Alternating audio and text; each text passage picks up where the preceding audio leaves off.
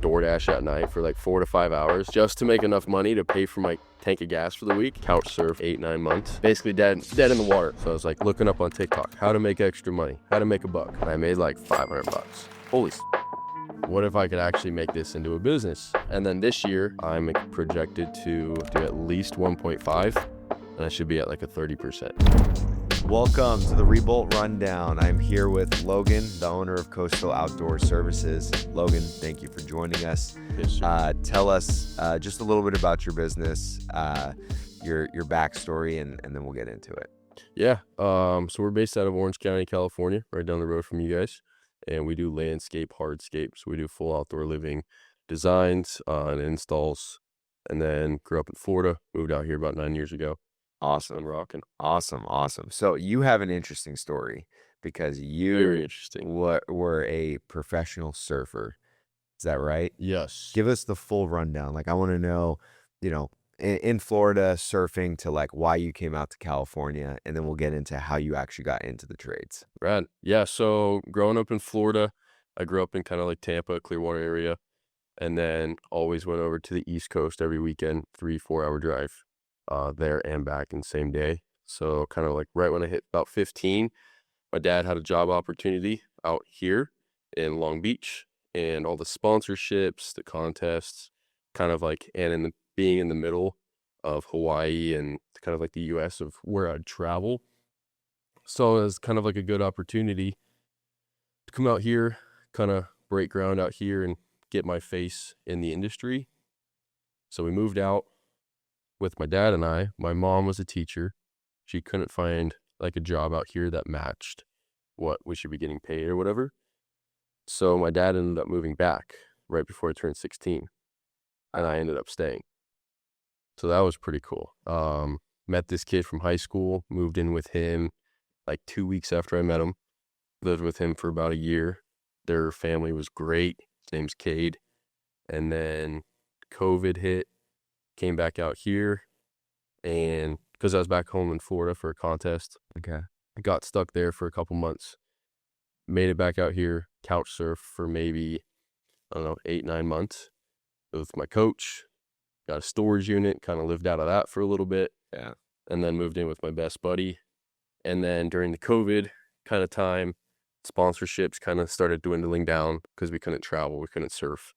So I started picking up pressure washing. And I was doing pressure washing as kind of like a side gig. Yeah. And then this lady's like, hey, you want to do my landscape? And I was like, yeah, sure, I'll try it out. Went and bought a chainsaw, Yeah. had a 4Runner, packed everything in my 4Runner, Yeah. did that job. And then it was kind of started the journey. Wow. Kind of started seeing that I could make my own money and without getting a job, Yeah. because nobody would hire me. I tried applying for jobs, but with how much I traveled for surfing, Mm-hmm. I couldn't hold a job. Nobody wanted that. And school too. My teachers hated me because I always asked for my work up front. So I went on to online school, had the opportunity to do that, did school for like a couple hours a day, surfed, did my side gig jobs, and built up into this business. Yeah. Yeah. And maybe surfing in Florida, and then you moved out to California with the fam, and then kind of went back and forth competitions. You also went out to Hawaii too. Yeah, my uncle lives out in Hawaii. Okay. I've got a coach out there, and there was contests, so I'd be out there every winter, Yeah. every year, and then I would travel kind of all around the U.S. for contests, Yeah. Mexico, Barbados, kind of all Yeah. around. And was this during school? Like you were out of school, you were out of high school at this time? So I started competitively surfing around kind of like when I was super young, like 8, Okay. but I really started going for it when I was like 12, 13. Traveled a lot through middle school, and then high school, I moved out here middle of freshman year. And then that's where it kind of like really took off. So I went to Huntington High School, middle of freshman year to junior year, Mm-hmm. still traveling through that time. And then junior year is when I switched to online. Got it. Yeah. Okay. And maybe talk about like the discipline aspect of training for a sport, right? It's and I think it's really important that like I want to hear about the discipline of surfing and how that transitioned into running a business? Because I think a lot of It very goes hand in hand. exactly. Yeah, Yeah. definitely. Because I mean, to be at the top of the game, at the level that I was, Yeah. it was surfing for 2 to 4 hours a day, Yeah. going to the gym, working with personal trainers, working on nutrition. Nutrition was the biggest thing. I don't know if you go to the gym, but Yeah. you got to be so dialed in on that Oh yeah. and so dedicated that having that discipline in the sport really transferred into the business to where getting things done that have to be done, that's kind of where I picked up on that super quick. Yeah. And then just also kind of being able to grind on that, putting that energy into the business, kind of like the same aspect, Yeah. really helped out. Nice, nice. And so, it was during COVID when kind of the sponsorship opportunities for surfing started to go away. And then, how did you get that first pressure washing job? Like, or I guess, why did you pick pressure washing to begin with? It was kind of, I think like TikTok kind of came out right around then Oh, okay. when it switched from like whatever it was to TikTok. Yeah, And then that's kind of like when the trend started. It's like everybody started pressure washing for like side gigs. yeah, And I was like, oh man, I need to make some money yeah, because I was kind of like on my own in that aspect. My parents helped out, but anything extra I wanted to do was on me. yeah, Um, so I was like looking up on TikTok how to make extra money, how to yeah, make a buck. yeah, Tried drop shipping, didn't that didn't work. Tried doing everything else, and then my buddy had a pressure washer. I was like, hey, can I borrow that? I got a small job that I found from a friend, kind of like a referral. mhm. Went and did that. Posted on Nextdoor after that one, and then posted on Facebook, and then kind of jobs started building up from there. Wow, wow, very cool. So it was kind of, and at this point you said like kind of couch surfing, right? When you were living out here? Yeah. Or had you moved in with your buddy? So my dad moved back right before I turned 16. Yeah, Moved in with my buddy from high school. Lived with him for a year till about 17, 18, and then coming back from COVID, it was like that COVID, it was like May, yeah, where I got stuck in Florida, yeah, came out here. They ended up moving, so I had nowhere to go. Got a storage unit, threw all my crap in there, and then it'd be like I'd call up one buddy for the week. yeah, Hey, I need a place to crash. Can I stay with you? yeah. And then that was kind of like an ongoing cycle. So you're like 18 to 19 years old. It's kind of like COVID time frame. Don't really have a lot of money. All your stuff is in a storage unit, Yeah. and you're like trying to figure out like how I can make extra cash. Yeah, and I was still trying to surf at the time, but Yeah, at that time, since everything was shut down, I couldn't travel. So that's kind of where the sponsorships pulled back yeah, because they were losing all their money on that side. yeah, So that's kind of where the transition, I could see that in the surfing industry where I kind of had to start doing something else. Um, so yeah, I got a storage unit, would do a couple jobs during the day while still training and surfing. mhm. I would DoorDash at night for like 4 to 5 hours Yeah, just to make enough money to pay for my tank of gas for the week. yeah. And then that was kind of like on repeat. Isn't it so crazy? I talk with obviously a lot of business owners, and the inception story is always something like this, Yeah. where it's kind of like back against the wall. There's like kind of some luck involved, like, oh, a buddy had a job. I kind of picked it up, or I was looking on TikTok and then I started doing it. And it's just so fascinating to me. And then all of a sudden you hear, and we're going to talk about it, but like how the business progresses, how it becomes more serious and all that sort of stuff. Very cool. And then so after you start doing some of those pressure washing jobs, what was like how are you getting business at that point? Like, was it word of mouth or? The pressure washing jobs was pretty much all next door. Oh, okay. And then I didn't find out about like Facebook local groups Yeah. until kind of later on when I saw like a friend of a friend again post on Facebook, hey, looking for a landscaper. Mm. So I reached out to her. I was like, hey, what are you looking to do? Because I grew up in Florida mowing lawns and all that. And then she's like, yeah, I need some bushes cut, mulch put in, whatever. And then she's like, hey, you should join this local group Mm. for Huntington. Got in there, and then I posted my pressure washing pictures before and afters. That got a lot of traction. And then I did the landscape job, posted that one. And I was like, hey guys, I'm a 19-year-old kid from Huntington Beach. Yeah. I'm a surfer. I go to school, looking to make some extra side cash. And then I got so many phone calls. Really? Oh my gosh. And I Wow. played that for probably like a year or two, just putting my age, college student, looking to make extra money. Yeah. And then that kind of like started that trend. This was in the Facebook local groups. Yeah. Wow. Yep. So Very all cool. Facebook local groups. And it's still to this day, probably 60 to 70% of my work is from Facebook local groups. Wow, that's awesome. Yep. So at the I'd be curious, like in the earliest day, what do you recommend if somebody is getting into the trades today and they have a pressure washer at home or maybe a chainsaw or whatever, and they want to get into it? What should they do to start getting business leads? I wish I figured out I wish I did door knocking and like door hangers Mm, at that time because we do it now and it kills. really? And I mean during my early days, I would make one post and then I would just sit around, wait for somebody to reach out. And I never kind of like put in the time for door knocking or door hanging. So if I did that and if they did that, I think that'd make a huge killing. Just kind of get your name out there. Yeah. And then you kind of start the brand. People see your face and then kind of get into like the Facebook, the next door, and just get after it. Yeah. So the first set of jobs, it sounds like was like kind of a year time frame where you were like pressure washing, getting into some soft scaping, like not really hard scaping. Yep. And so that went on for roughly a year. Was that right? Yeah. I mean, I've had my company for actually 3 years now, Okay. till When was May it founded? What year? 2023. Okay. And so Coastal Outdoor Services was kind of based off of pressure washing, landscaping. Like we do everything, window cleaning, gutter cleaning. I picked up anything that can make a buck. Yeah. So that's why I called it outdoor services. And then, so I did that for about a year of just trying to pick up anything I could. And then I would say probably like 2024 is when I really started to dial in on just landscape. Yeah. Yeah. Awesome. So about a year of the okay. And then how long in the business was it like just you? So it sounds like that first year it was just you. At what point did you like bring in folks to actually start helping? And then also like why did you bring them in? What purpose did they serve as early on?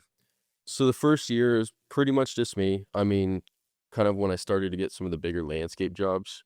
I mean, not big, but very small, but I needed an extra guy. I'd call my buddy and he'd help out. The second year in, I started to get a couple bigger jobs that I knew I needed more guys, or else it would just take me like 3 weeks to complete on my own. Yeah.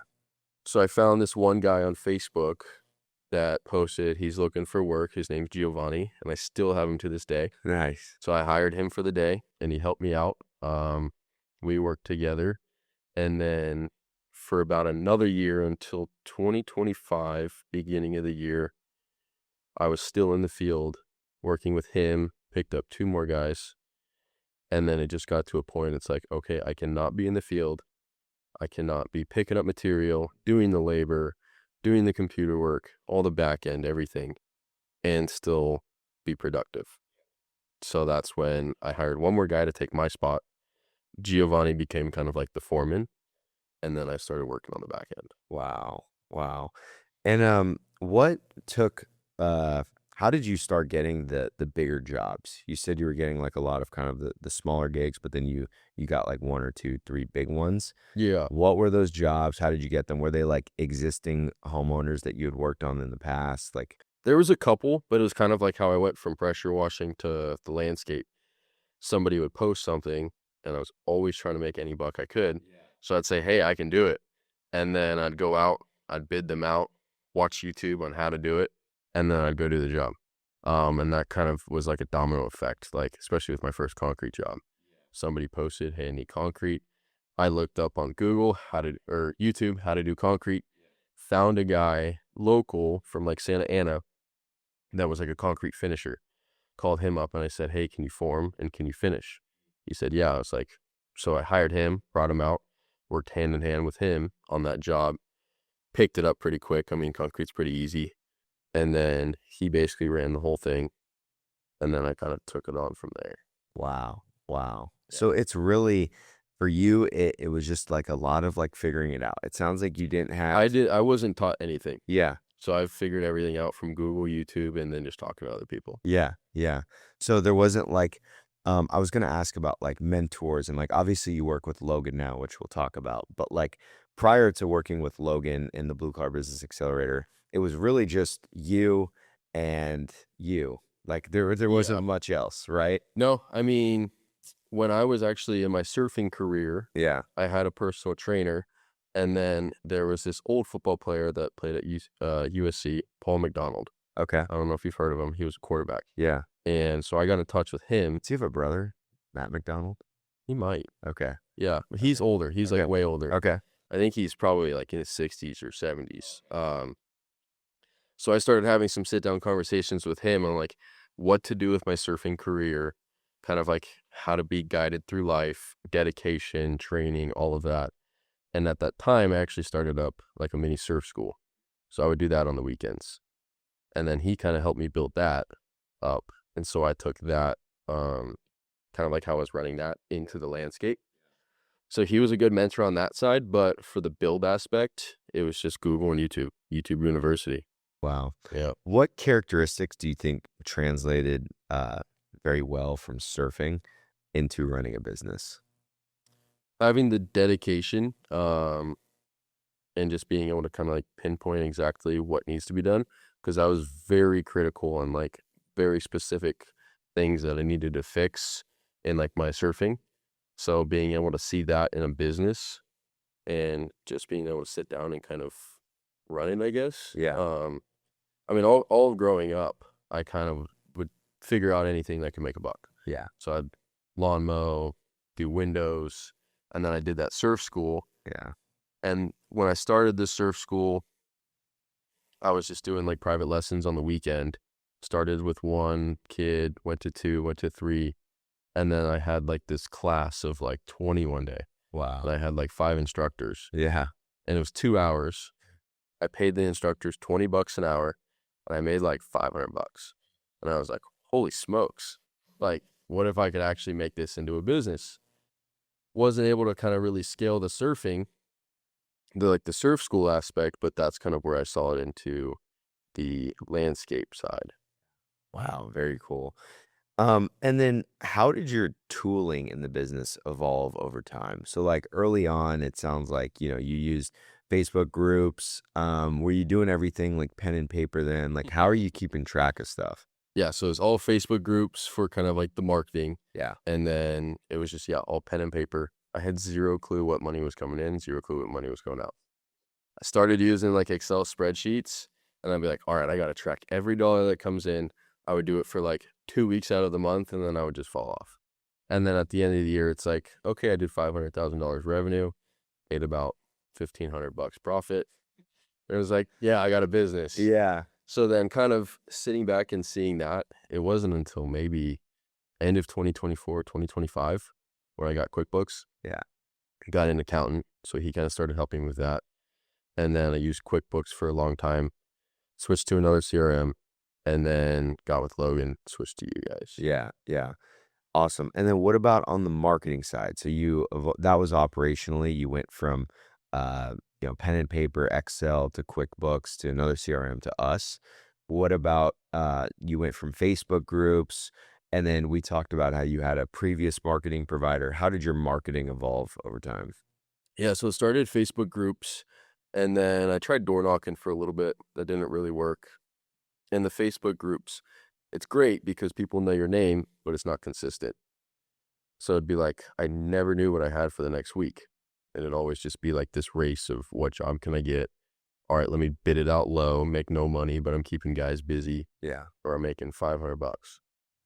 So I saw this marketing agency be popped up, tried them out, did pretty good, but I was spending a whole lot of money. Probably spent like, Yeah. How much were you spending? I think it was like 4,000 a month. And then with that agency, I paid $5,000 for a website that didn't do anything, didn't work.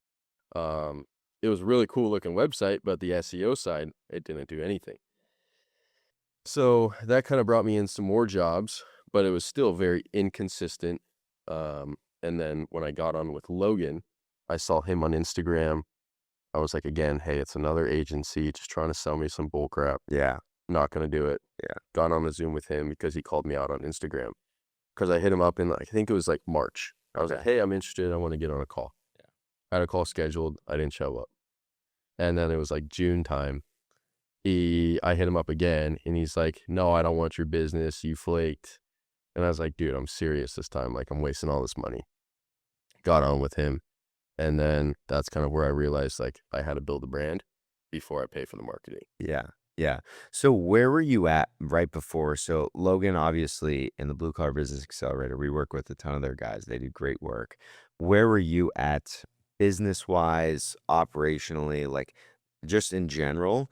And then how did Logan's group really make an impact on your business and you? So I got on with him in August Hmm. of 25, and I, like, just got out of the field then, but I was still doing, like, the everyday material pickups, checking up on guys, having to be there for shit to be done right. Yeah. Um, and so that kinda was taking a lot of time. My margins were terrible. I was still picking up any job I could that What would were your margins like roughly back then?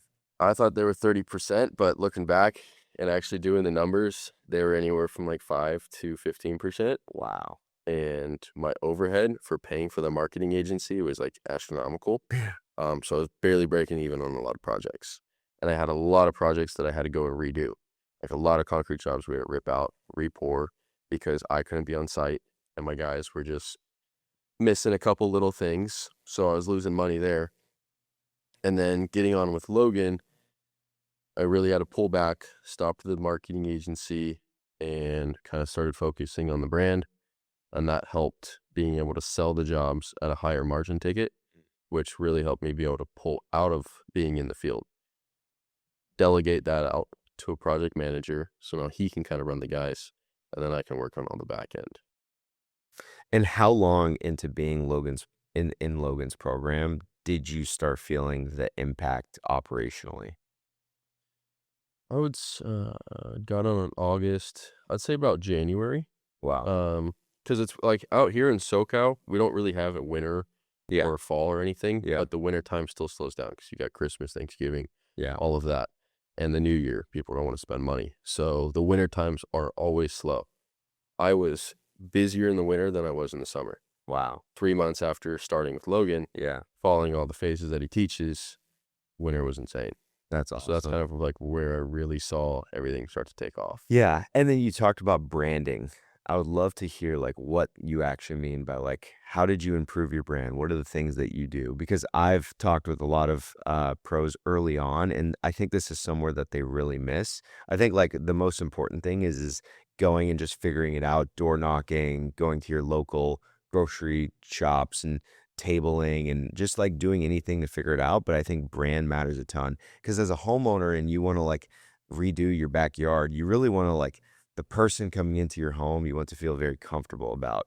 And Yes. part of that is their presence, their digital presence, the way that they dress themselves, their trucks, like all that sort of stuff matter. What did that mean like for you when you came into Logan's program and improving your brand? Yeah, so, I mean, starting out, I had no clue what a brand meant, um, and kind of when I got to the bigger scale, I would have different guys on the job every day, Mm, so the homeowner never saw the same people. mm, My online presence, had a Facebook, but I had maybe 1 follower, no posts, I just had my logo, yeah, and Google, I had 0 reviews, maybe 6, so people didn't really see anything on that side. yeah. We wouldn't wear branded shirts. I had hats, but my guys would barely wear them. Trucks weren't branded, didn't have any sort of organic marketing for them to see. Mm, Um, so once I got in with him, kinda had to pull back, and we worked on the Facebook side, got some followers from the local community there, had my face as the brand, so people could put a face to the name, hmm. and started having the guys wear company shirts every single day. We had yard signs, we had A-frame signs, got the truck stickered up, so it looks like a legit company is pulling up to your home, Yep. especially for the homeowners paying $100,000 for projects. Hmm. They don't wanna see a Chuck in a truck pulling up, an old beaten down truck, and new guys flushed in every single day, just paying whoever. So that's what really kind of helped make the homeowners trust us more. Yeah. And I think it's a really difficult thing to do as an early stage business owner because it's like you can't directly tie like a quantifiable ROI to it, right? Like when you change these things, they're not like, "Okay, I'm gonna change my brand colors, or I'm gonna make sure that my guys wear shirts and see an increase in revenue by X amount," right? Yeah. And so it's very difficult to, like, underwrite, but it's very important because it makes an impact in terms of, like, winning the jobs, having higher margins on your jobs.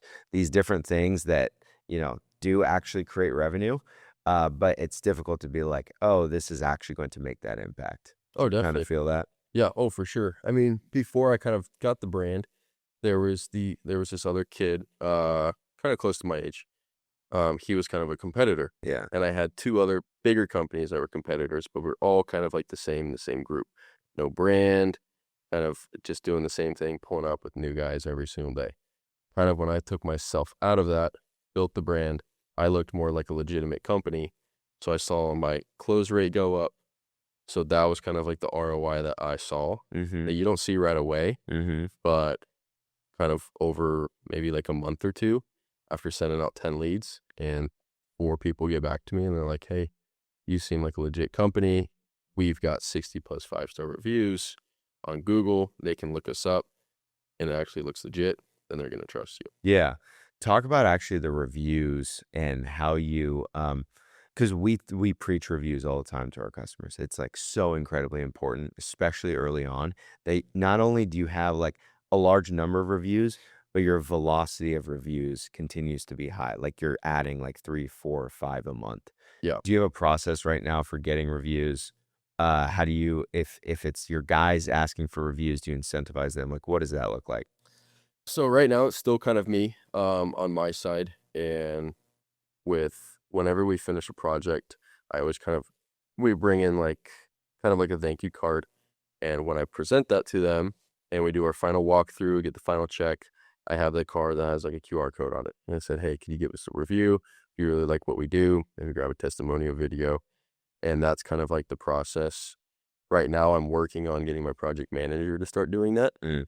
So that'll help me delegate that out and get more reviews, especially the ones that say, yeah, they'll do it, and I don't follow up, Yeah. and then I miss out because that's probably like 80% of homeowners Yep. say they do it, but they never do. Yeah. So if I can get somebody to just constantly follow up, then the reviews per month, like you said, 3 to 10 reviews a month that keep adding on Yeah. will make a huge impact. Yeah. And then what yeah, I totally agree. I think, like, the number one thing is, like, and with the world changing so much with, like, ChatGPT and Gemini and Claude and all these different tools, for a business to get found in those engines and the normal SEO stuff, you need to have a very strong digital presence. And to have a strong digital presence, you need an SEO optimized website. You need reviews and a large number of reviews at a high velocity, and just like an overall good presence online. Because they everything kind of works together. If you have the strong presence, you get found in organic search, but then you also can get found in the generative engines. And if you have a strong presence, it helps with when you run paid media, if you're running paid ads. What I see a lot of the times is guys will run paid ads and they won't have any bit of a presence online. And it sounds like you were kind of in that boat to some Yeah, degree. I had no presence. Yeah. Nobody knew who I was, and I didn't look like a legit company. Yeah. So just dumping the money into paid ads, pretty pointless. Yeah. I'm sure if I did that now, it'd be a whole different ballpark. Exactly. You get far more ROI if you started running paid media now because we've established your website, you've got your reviews going, like you have all of that. But if you just like pour gas on ads without like any backing to the business, it's like where are the traffic from those ads actually going to? Right? Exactly, yeah. Like kind of a dead business that you don't really know what's going on. And especially in the trades, it's like so important for homeowners to feel that trust.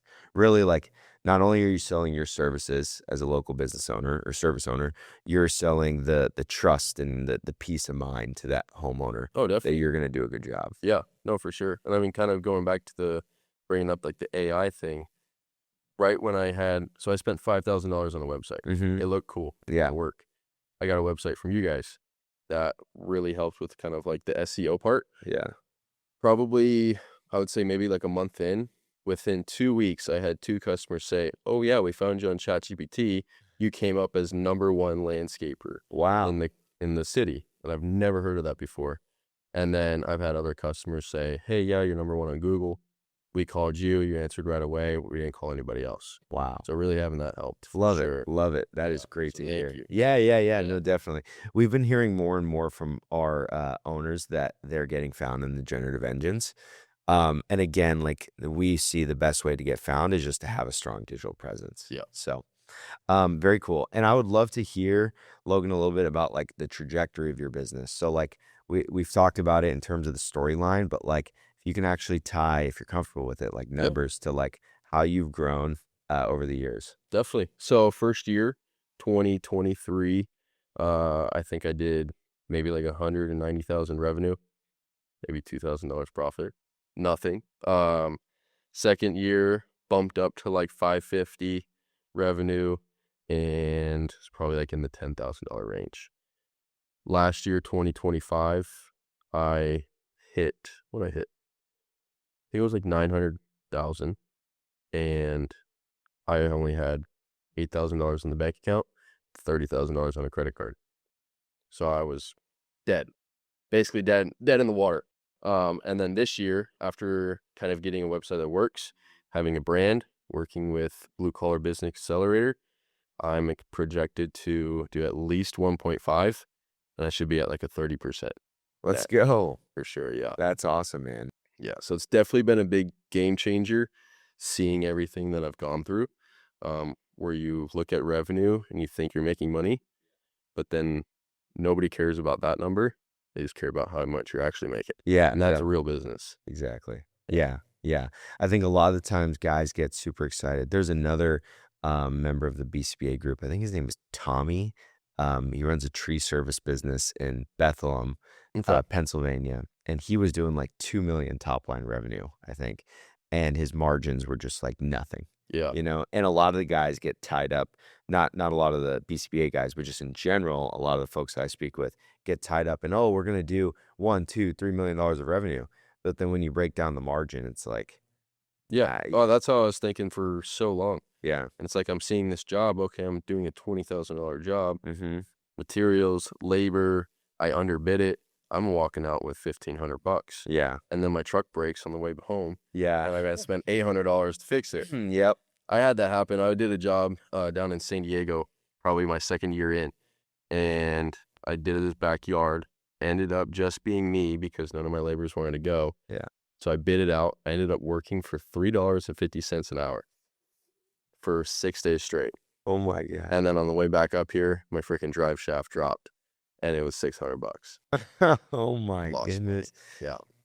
That is crazy, man. And like it's why you gotta kind of plan always for the worst case scenarios in terms of like when you have high margin, you kind of give yourself like a soft landing if things do end up going bad. You know? Definitely. Yeah, and you can't do that actually without the brand Yeah. because nobody will trust you for it. Yeah. Without having the brand, you can't charge as an actual business Yeah. because people don't really understand that, Yeah. which kind of sucks. But when homeowners see a number, they think, okay, I could do this for $10,000 myself. Yeah. Where's the other $10,000 going? But they don't know about the overhead, having that buffer, Yeah. but also being able to give them that good experience of working with your company. Yeah. I think that's huge. Give us some of the tips and tricks around when you actually bid on these jobs. Like, are there certain things that you do, position, like obviously the brand more generally helps, but maybe like learnings that you have in that process. Yeah, I mean, I would say the biggest thing was when I used to show up for quotes, I would show up dirty, just straight out of the field. Some homeowners like it, but it also kind of looks bad, especially as trying to be a bigger business. So right when I changed my look, I saw a huge jump in close rate, being able to sell more, um, and then kind of like being more on it with communication. So somebody calls, I answer within the first hour. Mm-hmm. That closes insanely a lot more than getting to them at the end of the day. And then on the way to the quote, follow up with them again, or 2 days before you do a follow up, and then you follow up again 30 minutes before. And kind of something that you learned with Logan is on the way to the quote, be like, hey, I'm stopping at 7-Eleven. I'm going to grab a coffee. Would you like anything? And then they're like, oh, I would love a coffee. Would love a water. That builds the trust already. And then What else? Have you ever seen the thing where somebody offers you a water? So I used to always, any quote I go to, Okay. most of the time, probably 80%, they're like, "Hey, would you like a water?" Yeah. No, I don't. Interesting. But if you say yeah, it's a transaction. So they're trusting to give something of theirs to you, and then that trusts them to buy into yours. Oh, So it's kind of weird. Like the very little thing, ever since I started doing that, homeowners, I don't know what, but my kind of sales rate started to go up even more. very Um, interesting. Presenting in person Yeah. is huge. Yeah. Being kind of on it, knowing your numbers right away, being able to present a formal quote to them, doing kind of like an online quote, but kind of face to face over Zoom. That was huge. Yeah. Just little stuff like that. Yeah, that's really cool. And when you say, so you went from like kind of dirty outfit to cleaner, what did actually cleaner look like? You had a branded shirt, probably some pants. Brandon polo shirt, Yeah. nice pants, Yeah. work boots. Yeah. Still want to play the part, even though I'm not in the field, but I have to play that. Yeah, I'm on the side every day, watching over the guys. They feel comfortable with that rather than having kind of like a corporate company. Um, a nice truck. I had an old beat down Ford F-250 that just looked like shit. So kind of, and that actually blew up on me. So that's why I got the truck I do have now. But pulling up in a nice truck kind of makes it look like more of like a business that you make money so you can put that money into them. Um, I looked into getting like a small Prius before, but then I had this homeowner be like, "Oh, I really like your truck. You're pulling up in a construction looking truck. Makes it look like you do these big jobs. If you pulled up in a Prius, I wouldn't hire you." And I was like, "Oh, wow. Okay." So it's just kind of like those little things of what they see, Mm-hmm. factoring that in. Very It's huge. interesting. And then what about your team? So now you've, how many crews do you have? So I have 2 crews. Nice. And how are they broken up right now? Where'd you find these folks? Obviously, we talked about the one individual from earlier, Yep. but the rest of the guys. So so my one crew, Giovanni, it's actually his 2 cousins. One of his brothers and his cousin is on the same crew. And then I used to have, so they were my first crew for a while. I started to get busy enough, I brought on a second.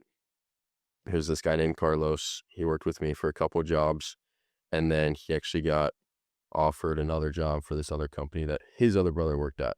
So he ended up going over there. I said, "Hey, do you know anybody?" He sent me his other brother. They have like 6 brothers. So his name's Jaime, and he's rad. He ended up bringing his younger brother and his cousin to work. So, I mean, it's all kind of like a big family, which is kind of cool. Yeah. Yeah. Yeah. I've never really had to chase down labor guys, which has been nice. I mean, my early years, I definitely did. But now it's kind of, I've got like this tight circle of guys that I can just call up if somebody wants to leave or whatever. And how do you keep them happy? How do you incentivize them? How do you keep them doing good work? Got to pay them good, Yeah. which comes down to having the brand, being able to sell more, pay your guys more. They're happy. I'll bring them lunch every now and then, provide them with cold water. Long days. Like the other day, they worked until like 8:30 at night. Tipped them all $100. Yeah. I mean, it's $300 out of my pocket, but it makes them a lot happier. $100 to them goes a huge long way. So they're gonna want to come and work for me. Getting free work boots. I've got them work boots for Christmas. Nice. Keeping them comfortable and new work shirts, hats, making them look good. Kind of just like the little things. Yeah. One of my guys, Jaime, he just had a baby. So my fiance and I went to Target and put together like this baby gift for him. And it was a bunch of stuff that will help him for the next like 2 months with that. So That's awesome. yeah, Yeah. really trying to be personal with the guys Yeah. on like a friend side, Yeah. but also still have that boss Yeah. in it. Yeah. So yeah. Yeah. That's really cool. And it sounds like, so Giovanni is still with you today. Giovanni is, yeah. He's going on, damn, 2.5 years. Yeah. Yeah. Yeah, 2 years. And in this industry, like that's pretty difficult, right? Like Yes. guys turn over like that. Yeah. I mean, I know companies that they're having new guys every month, and being able to provide for my own guys and actually kind of build that family aspect of the company really makes them want to show up. And they come from Lake Elsinore every single day. And we'll work in like Torrance or Palo Verde, and it's like a 2-hour drive for them. They'll wake up 4, leave at 4:30 to the job by 7. They don't leave until like 5:30 to miss traffic. So they work their ass off, Wow. but they'll show up every single day. That is awesome, Yeah. man. And so what's next in the business, right? You're at this stage where it sounds like you have good operations. You're no longer kind of like super deep involved in the weeds, but you have the high level view. You're doing the bidding, working with homeowners, um, and you're going to do well on revenue. It sounds like on margin as well this year. You've got like a very, very good foundation. And it seems like the past 3 years have set you up for this. What is like your vision with the company? Where do you want to go? The goal is always to double every year. Um, but after working with Logan, it's like, okay, again, don't look at the revenue. So if I can hit 2 mil next year at a 50-60% net, doing basically less work for same amount or more money, that's kind of what I've really honed in on focusing on. It's not that, hey, I want to go get 4 crews.